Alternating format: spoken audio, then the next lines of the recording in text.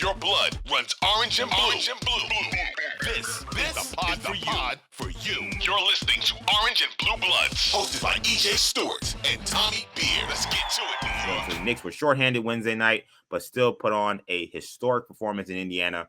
The Knicks beat the Pacers 138-129 thanks to big scoring nights from Emmanuel Quickley, Quentin Grimes, and Obi Toppin. They became the first Knicks trio since 1979 to score 30 points each in the same game. Quickley led all scorers with 39. Grimes poured in 36. Toppin had 31.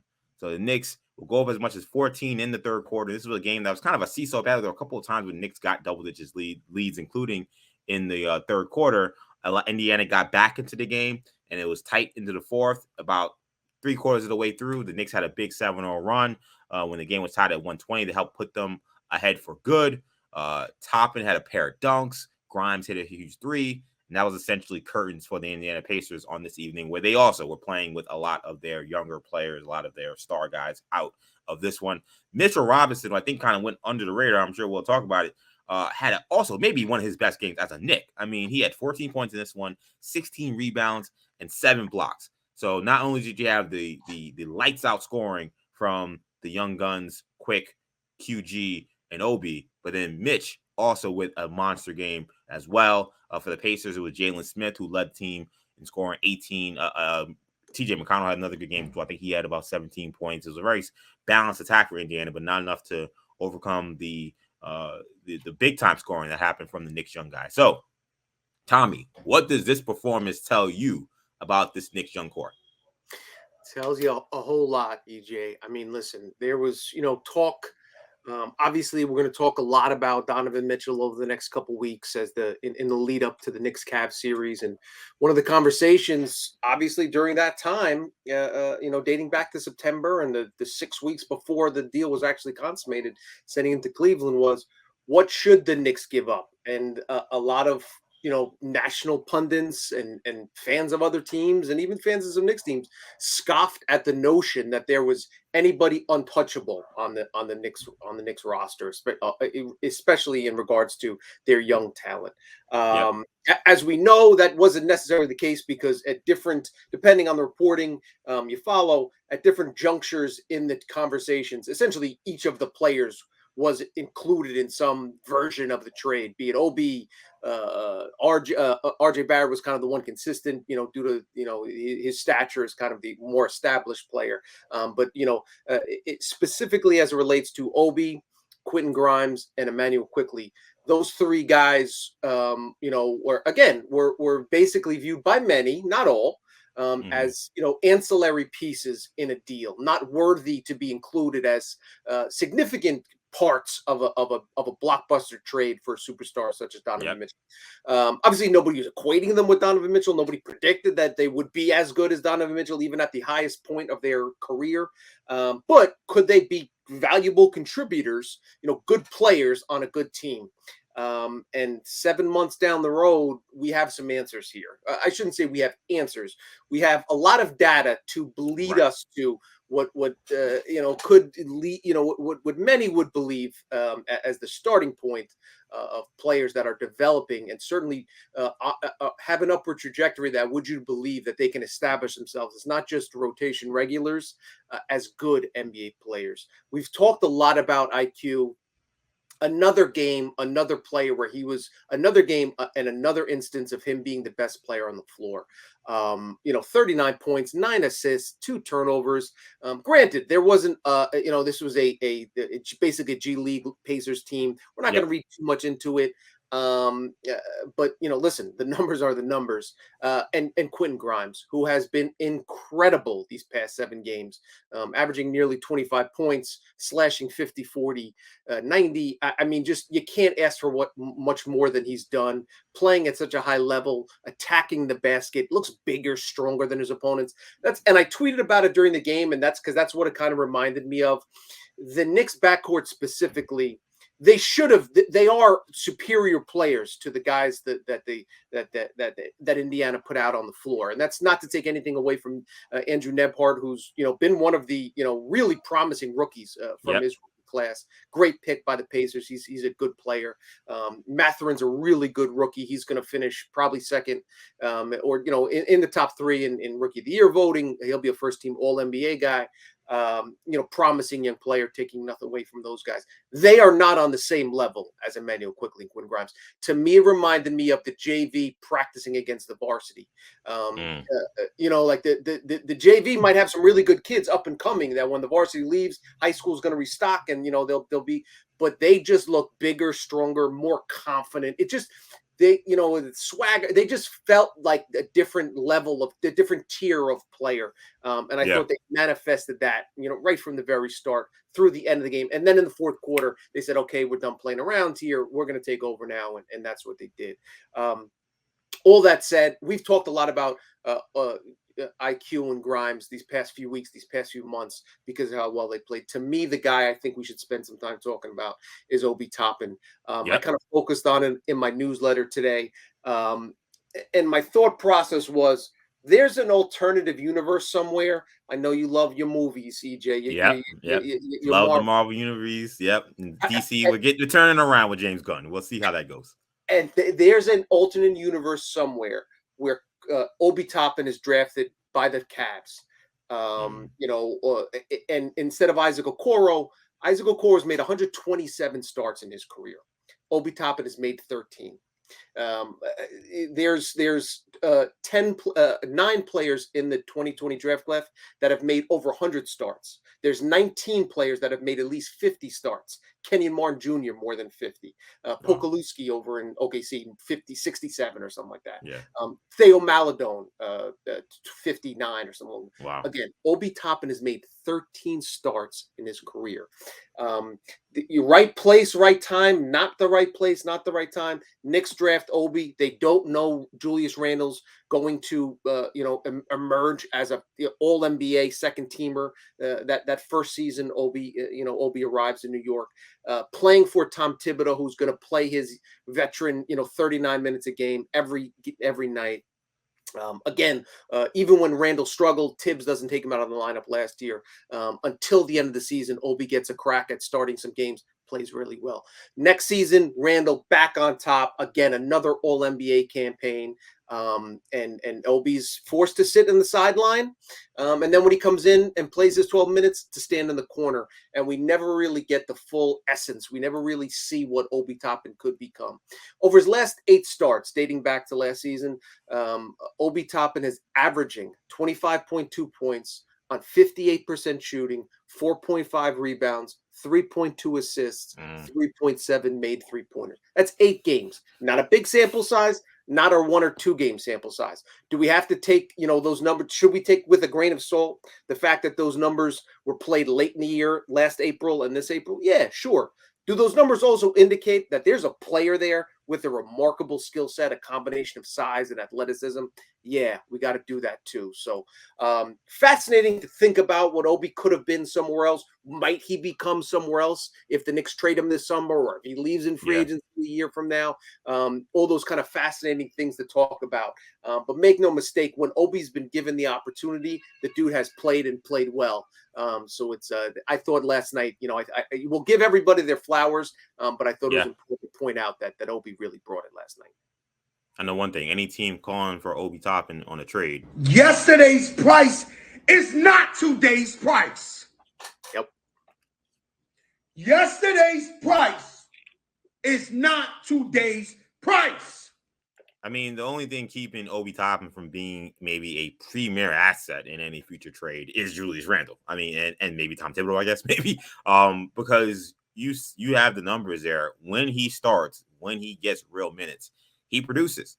And it's not that surprising if you think of the guy the Knicks thought they were getting when they drafted him. This was a guy that was a National Player of the Year. This was a guy that people thought was going to run through the NCAA tournament. And he came into the NBA as a guy, you said, wow, this guy's already an offensive juggernaut. And he comes into the league, he's going to be ready-made, ready to go. And it wasn't. He was 22 when he came in. He wasn't a 19-year-old. Older player, exactly. Reasons that they thought he'd come in and make a big impact. Yeah, like I remember I did a segment on my New Generation Sports Talk podcast with my brother, Kendall. Actually, I don't think it was that. I think it was a YouTube video. But but we were talking about who are college players that could play in the bubble at that time. And I think the number one guy we had was Obi Toppin. We're like, this guy could play in the bubble right now. That's how good he is. That's how mature he is.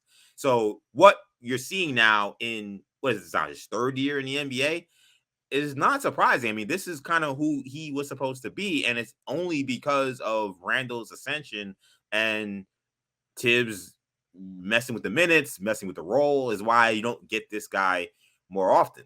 I think what it tells me is, number one, what I've been saying for a long time is these are the good old days. Like, the Knicks are in a position now with the young players they have and the assets they have around the team beyond just the young players and the stars, the picks as well.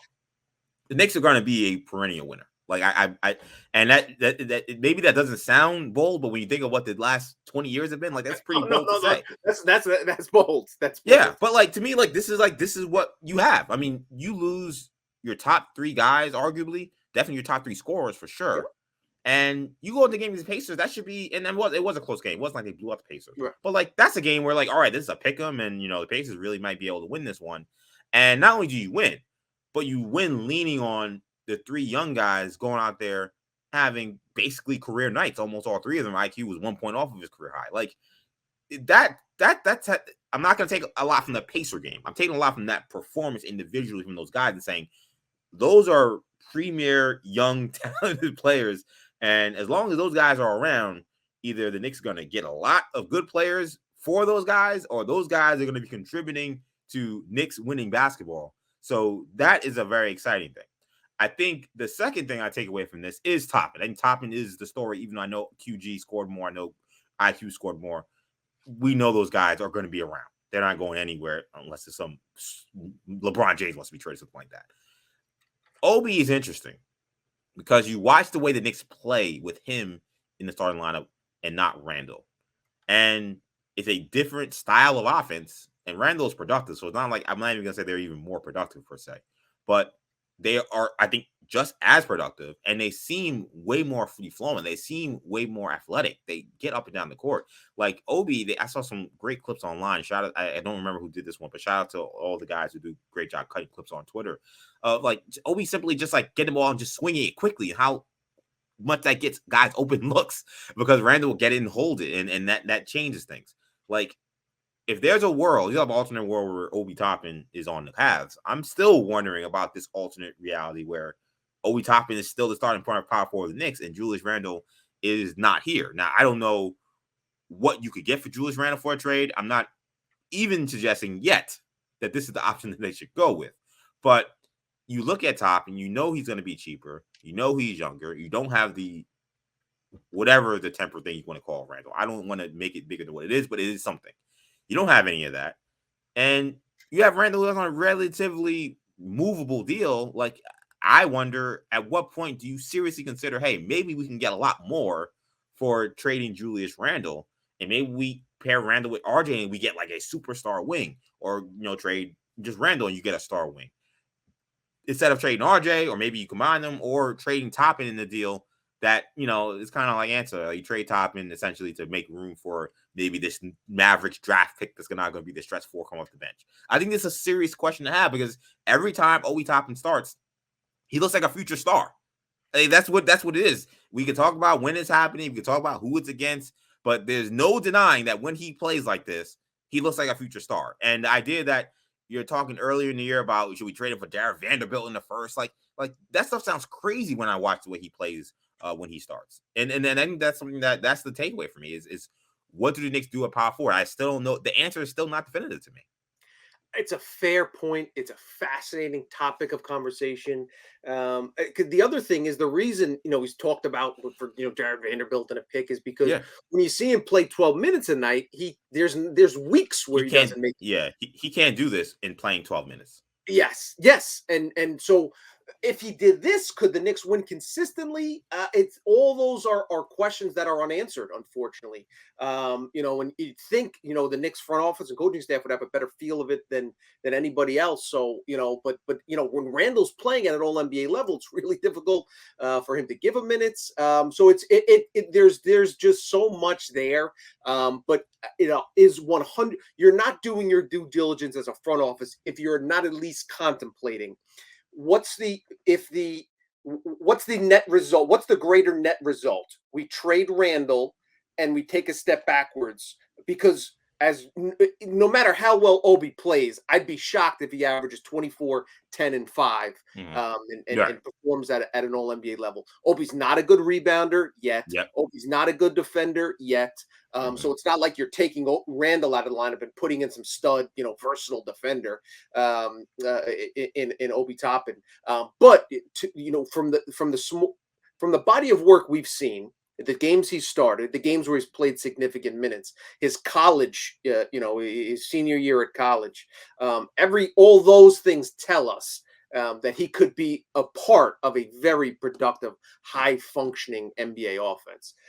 You have to cover for him a little bit defensively. Anyway, that's the conversation you have. We take a step backwards a little bit. Is it 15% less? Is it 30% less? Is it 3% less? Is it 45%? You take a step back with Obi, but then we add whatever we're bringing in return for Obi.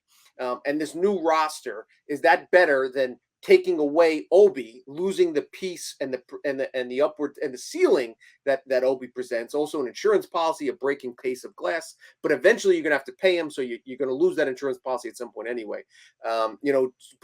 If you trade away Obi and you're essentially selling low, I think most people would agree. Somebody else is going to probably reap the rewards of him, of getting him at a discount. These are fascinating questions that the front office would obviously not going to have it now, and they're not going to have it 2 weeks from now, and hopefully they don't have it another month from now because the Knicks are in the second round. But at some point this summer, they really have to sit down and say, do we sell high on Julius Randle or do we sell low on Obi Toppin? And that's a fascinating discussion. And you know what really accelerates that conversation? As I've talked about, and shout out to Brandon Tierney. I was working on Tiki and Tierney earlier today, and he made a great point. I mean, Randall, you're talking about a reevaluation of his ankle essentially right before the playoffs. We don't know what that's going to turn out to be. The reevaluation could be he needs another week. He needs another 2 weeks. Yep. Like, who's to say Randall doesn't play the first 2 games? Something I posted on Twitter. The Knicks don't go into Cleveland with Obi Toppin in the starting lineup. Obi lights it up. They steal a game in Cleveland. And you come back now 1-1, and now Randall is back in the lineup.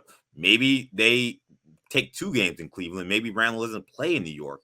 What if you sweep them or get in 5 games or beat them in 5 games, and now you have Obi Toppin, who was the guy who was playing during this time? That's a scenario where I'm not saying it's a bad thing, but I think then the Knicks would seriously. I don't think this has been a conundrum. I don't think the Knicks have taken it very seriously.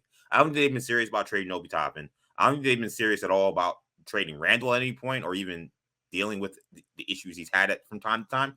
I think that if that were to happen, and I think that it is on the table just because of Randall's health right now, that will now make that conversation real. And how they swing that, I don't know, but that would be the scenario where you say, okay, this thing that I think a lot of the fans think is a high priority, I think the Knicks would say, okay, now this is also a high priority for us. Yeah, I mean, listen, and keep in mind that Obi was one of the few Knicks that played well in that Hawks series in the postseason 2 years ago. As a rookie, the one game he played more than 12 minutes, he scored 13 points.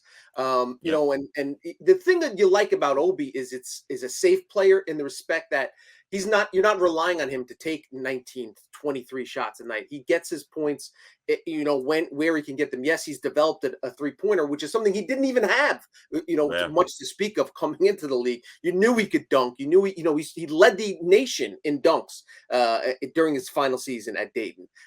He's one of the league leaders, one of the leaders in NCAA points in the paint, while at Dayton. So this is a guy that really was a force, kind of as the focal point, as the hub of the Dayton offense. Now he's kind of an ancillary ancillary piece on the Knicks. He'll get at these buckets in transition and get him off cuts. That wasn't the case with Dayton. So yes, just a really, really fascinating. And as you know, the Randall injury really makes it even that much more fascinating to see how the first couple games of the round one series against the Cavs play out. Let's say even if Randall comes back for game one, because he wants to rush back and avoid this conversation if possible. He tweaks his ankle in game one and isn't fully healthy. He comes back and they lose game one. He sits out game two and game three, and Obi plays well. There's just so many different things that could go on that could really make this interesting.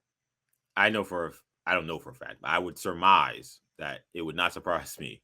Randall saw that performance in Indiana and got right into that cold tub, got whatever treatment he needed at that moment, because he's like, there's a guy here who, if I'm not out there, he could put up the offensive numbers I can put up. He may not be able to rebound or defend, or when Randall wants to, or dish out assists the way I do, but he could score the ball. We've seen Obi had big games last year. We saw him have a big one in Indiana. So that was great to see. Real quickly before we move on, you feel comfortable about Mitch getting back on track on this one? Like, this was, I thought, I think shout out to Tibbs, because I think he was right when they asked him about the guy scoring 30. He said, I want to first talk about Mitchell Robinson. That was one of his best games. I agree with him. 100%. The crazy thing is the Knicks had those three guys score 30 plus points. The best all-around player in that game was Mitchell Robinson. Second player in Knicks franchise history to grab more than 15 rebounds and block more than 6 shots in the same game. The other guy, as you might guess, is Patrick Ewing, who did it 4 times. But Mitch was as active as I've seen him all season. He just looked like a man-possessed bully ball, taking blocks away from guys, just catching it and passing it. Just had a look of disdain, like, don't bring that in, I'm different, dude. Like, this is me right now. He just played with an extreme confidence. We talked about how he didn't look 100% after he banged his knee a couple weeks ago. He looked fully healthy. And I honestly think it'd be a good idea to sit him these final 2 games. Let him rest, put him in bubble wrap, because we know he's injury prone, and just let him enter the postseason playing as confidently. Because again, circling back to that Atlanta series, Knicks didn't have that. Knicks didn't have, a dominant interior Mitch Robinson, during that Atlanta series. If he can play on par with Jared Allen and Evan Mobley and kind of neutralize those guys a little bit, I mean, it's impossible to overstate his importance. If he can play like he did last night, and that wasn't the first time he's had those type of games, those specific skill set, but he had a lull in the middle of the year here where Hartenstein really kind of eclipsed him in terms of production and importance from the center perspective. But back in December, January, he was playing at a very high level as well. And we know the Knicks are going to score. They actually jumped up ahead of Denver last night in terms of offensive efficiency on the season. They're now top 4 in the NBA, just a scotch behind the Celtics. I mean, who would have thought that was going to be something you would have saw if you talked about that prior to the season? Like, it's unbelievable. So we know they're going to score. The question is, can they defend at a really high level? And that's obviously what you're going to need to do against a high-powered Cleveland offense. And the key to that back line, obviously, is Mitchell Robinson, who can cover up all types of mistakes. And even when you have elite defenders on the wing, if you're playing, the trio of IQ, Grimes, and Hart, there's still, when you're playing a guy as good as Donovan Mitchell, with a really good point guard at his side and Darius Garland, there's going to be cracks in that perimeter. They're going to get to the basket.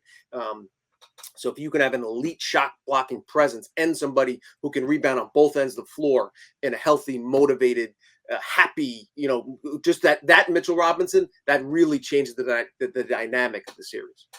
Mitchell Robinson will be crucial for the Knicks' chances in the postseason in a couple of weeks. So Knicks win 138-129 over the Pacers. And let's talk about